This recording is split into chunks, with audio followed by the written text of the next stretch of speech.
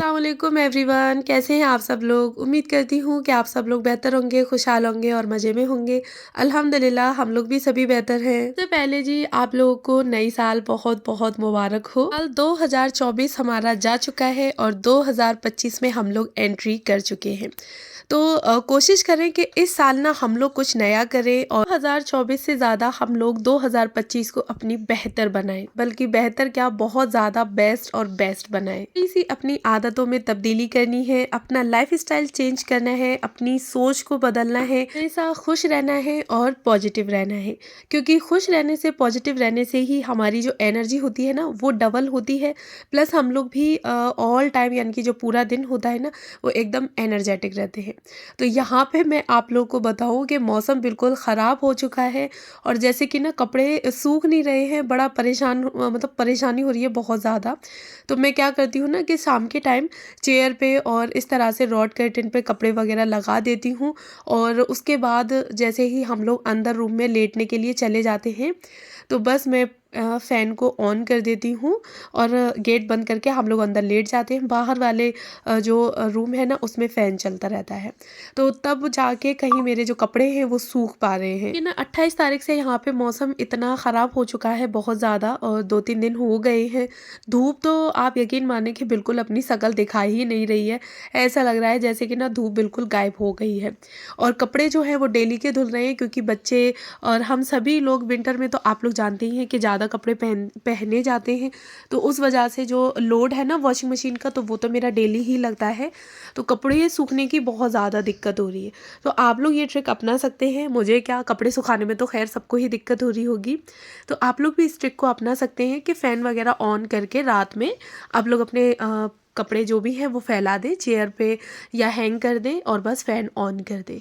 अच्छा जी, उसके बाद फिर मैं ना अपने जो डेली रूटीन के काम होते हैं ना तो बस उनमें लग जाती हूँ कि क्लीनिंग वगैरह करना, हल्के फुल्के बेड जो भी बिगड़ जाते हैं तो बस उनको सेट करना। उस मॉर्निंग में ना कुकिंग करने से पहले मैं एक बार और जो गैस होती है ना उसको ठीक कर देती हूँ, यानी कि एक वाइप कर देती हूँ। और उसके बाद अब तो मीरा आपकी छुट्टियाँ हो गई हैं तो बस बच्चों को रेडी करना, ब्रेकफास्ट वगैरह बनाना, घर की क्लीनिंग करना, तो बस ये सारे काम जो होते हैं वो स्टार्ट हो जाते हैं। 2025 में आप लोग अपने आप से जो है वो 2 वादे ज़रूर करिएगा। सबसे पहला तो ये कि आप लोग अपना और अपनी हेल्थ का बहुत ज़्यादा ख्याल रखेंगे और साथ ही एक वादा ये कि जितना हो सके उतना आप लोग नमाज़ पढ़ेंगे, कुरान पढ़ेंगे, तो अल्लाह के यानी कि अल्लाह के करीब रहेंगे।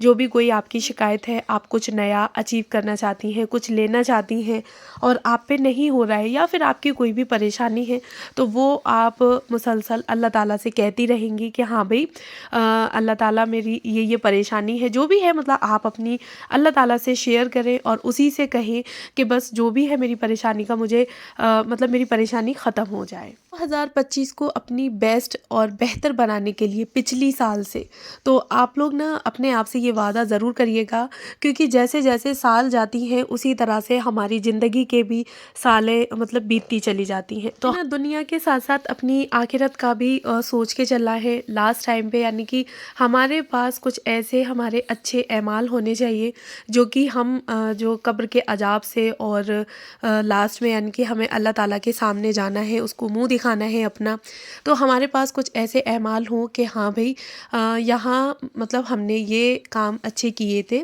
तो जिसकी वजह से हमारी बख्शिश हो गई, जो हमारे गुनाह थे वो मतलब अल्लाह ताला ने माफ़ कर दिए।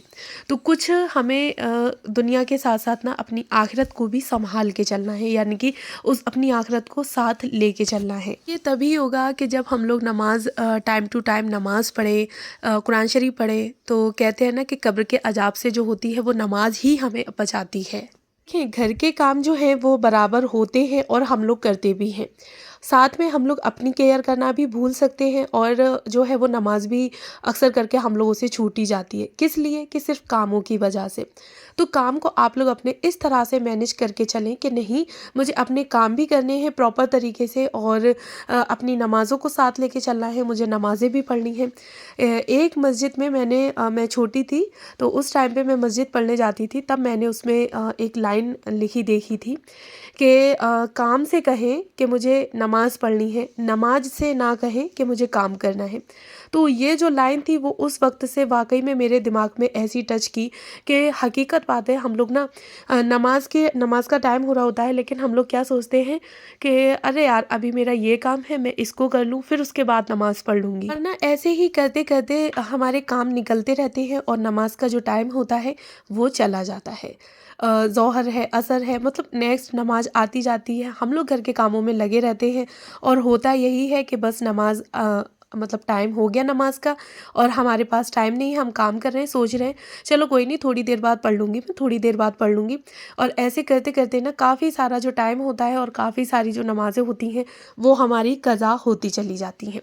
तो काम तो हमारा देखिए चलता रहेगा, पूरे दिन का हम लोग का काम होता है और काम कभी ख़त्म नहीं होता। सुबह होते ही शुरू हो जाता है और रात को सोते सोते तक हम लोग काम करके ही लेटते हैं।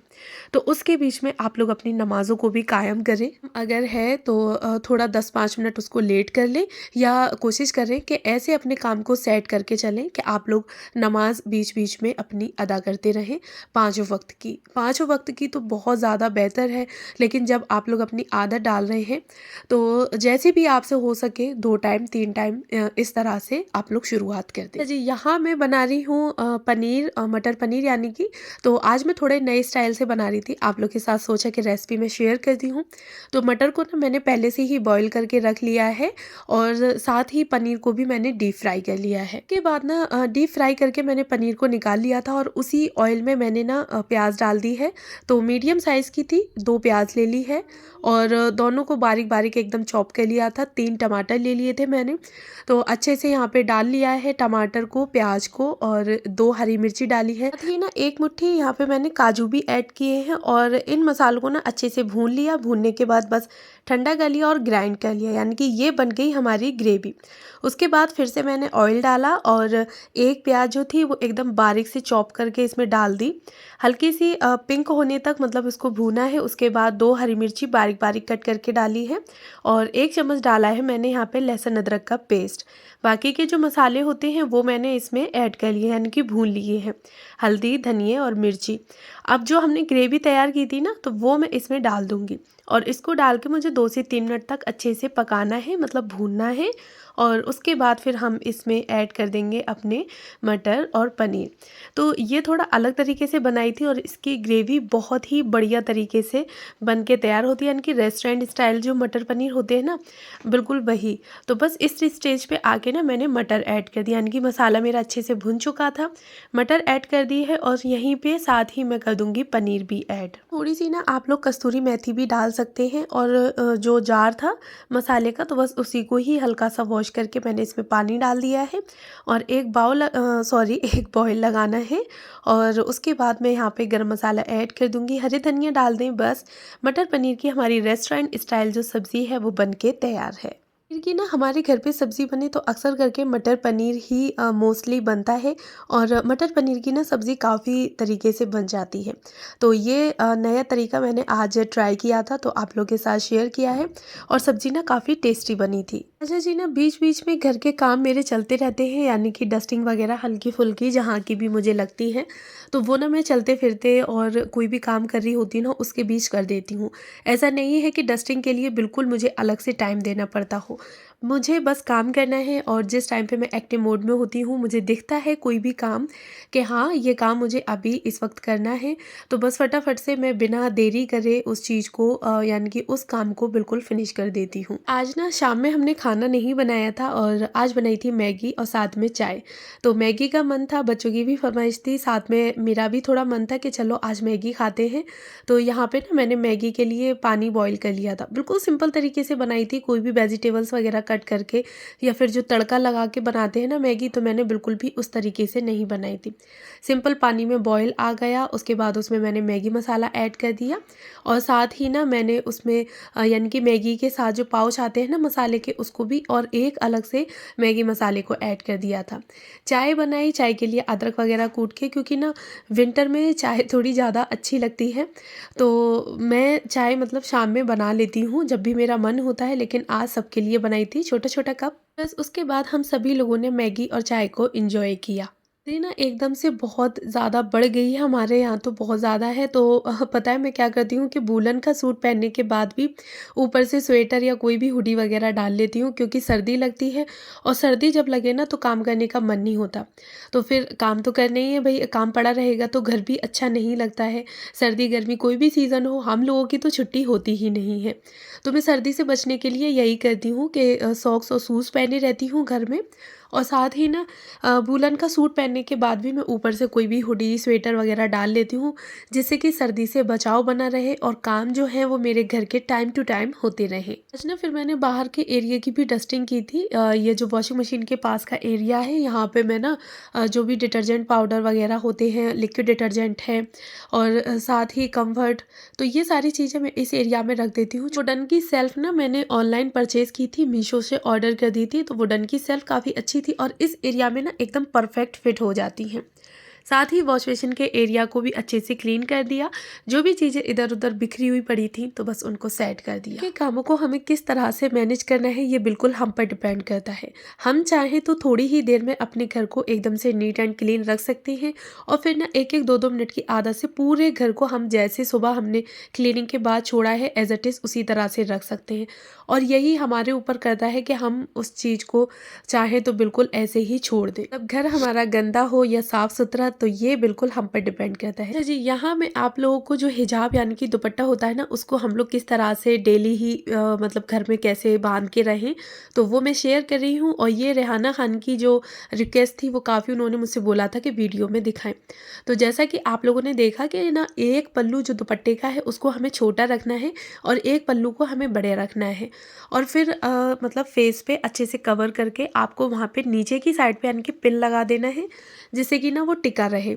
अगर आप लोग नए हैं तो पिन लगा के इसको सेव कर लें यानी कि सिक्योर कर लें, जिससे कि बार बार यानी कि गिरे ना। और फिर जो बड़ा पल्लू होता है ना, बस उसी को ही हमें दोबारा से अपने फेस से यानी कि नीचे से ले जाके ऊपर से फिर से राउंड कर देना है। और एक जो पिन होती है तो उसको आप लोग एक कान के साइड पे लगा लें, जिससे कि आपका जो दुपट्टा है वो बिल्कुल भी बिखरे ना, यानी कि बार बार उतरे ना। और जो बड़ा पल्लू बचेगा तो उसको आप लोग अपने दूसरे साइड के जो कंधे पर लगा सकती हैं। और इस तरह से आपका जो हिजाब है वो बिल्कुल बन के रेडी हो जाएगा। तो आप लोग देख ही रहे होंगे कि एक पिन मैंने इस साइड पे लगाया है और एक पिन मैंने कंधे पर लगा दिया है।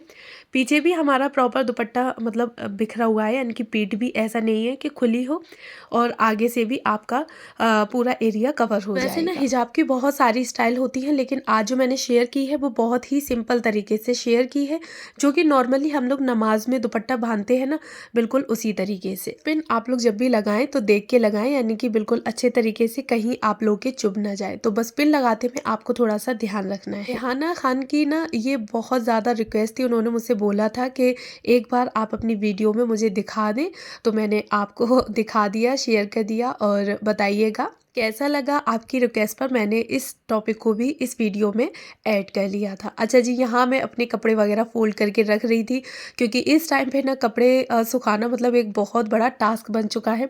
बड़ी मुश्किलों से कपड़े सूख रहे हैं, तो बस फटाफट से जो भी कपड़े सूख गए थे तो मैंने फ़ोल्ड कर दिए और फ़ोल्ड करके मैं उन्हीं की जगह पर रख दूँगी।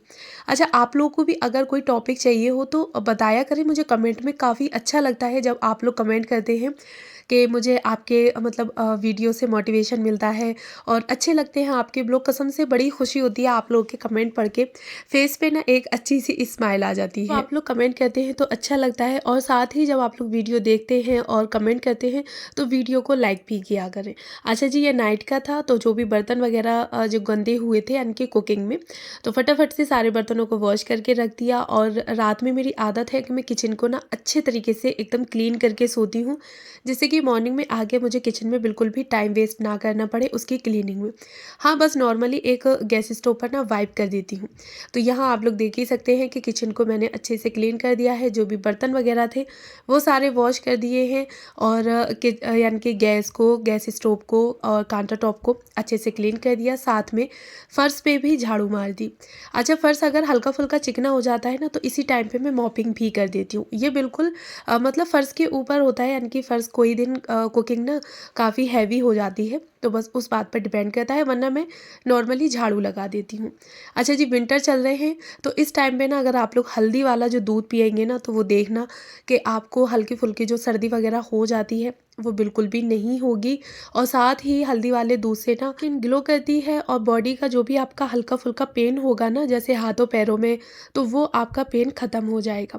तो नॉर्मली बस थोड़ी सी आपको हल्दी लेनी है, और दूध ना थोड़ा ज़्यादा गर्म होना चाहिए, और बस हल्दी उसमें ऐड कर लें, और रात को सोते टाइम आप एक गिलास खुद भी पिए और साथ में अपने बच्चों वगैरह को भी पिलाएं। तो इससे जो सर्दी की शिकायत होगी ना वो बिल्कुल भी नहीं होगी। हल्का फुल्का पेन होगा वो भी ख़त्म हो जाएगा, यानी कि काफ़ी अच्छा ये मिल्क है, इसको ना गोल्डन मिल्क भी कहते हैं। अच्छा, मुझे कमेंट बॉक्स में बताइएगा ज़रूर कि कैसा लगा आज का ब्लॉग, और अगर आज आप लोग पहली बार हैं तो प्लीज़ मेरे चैनल को ज़रूर सब्सक्राइब करें, साथ में बेल आइकन को ऑन कर लें, जिससे कि मेरी किसी भी वीडियो का नोटिफिकेशन आप तक पहुँचे। और हाँ, नमाज कायम ज़रूर